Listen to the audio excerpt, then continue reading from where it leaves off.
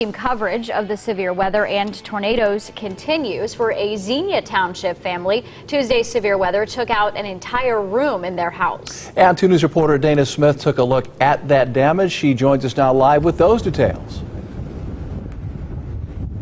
That's right. Take a look at this damage right here behind me. I'm in Xenia Township, and as you can see, entire trees on the ground. The strong winds from yesterday's storm just toppled them right over. And look at the barn over there. The roof is missing. Many parts of it just scattered on the ground. Now, I spoke to the Jeanette family, who told me they took cover in their bathroom when the storm hit. And when it was all over, they say they came outside to find their sunroom had collapsed and their belongings scattered across the yard. A blue tarp covers what's left of the Jenneret family sunroom. Glass and debris covers the yard. Their personal belongings scattered in the field surrounding their home. Kim Jenneret, a staff member at Cedarville University, said he was at work when the storm hit.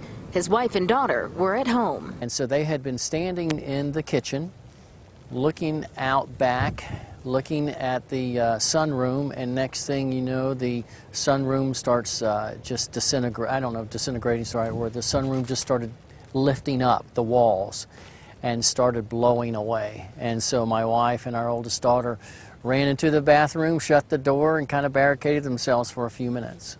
He says he immediately left campus and headed home, but what's usually a quick commute took far longer. It's a 5-minute drive. It took me about 45 minutes to get out here because of trees down, lines down, and I tried like 5 or 6 different routes. The storm uprooted trees, knocked down utility poles, and tore the roofs off buildings. The torrential rain turned what was once cornfields into massive ponds.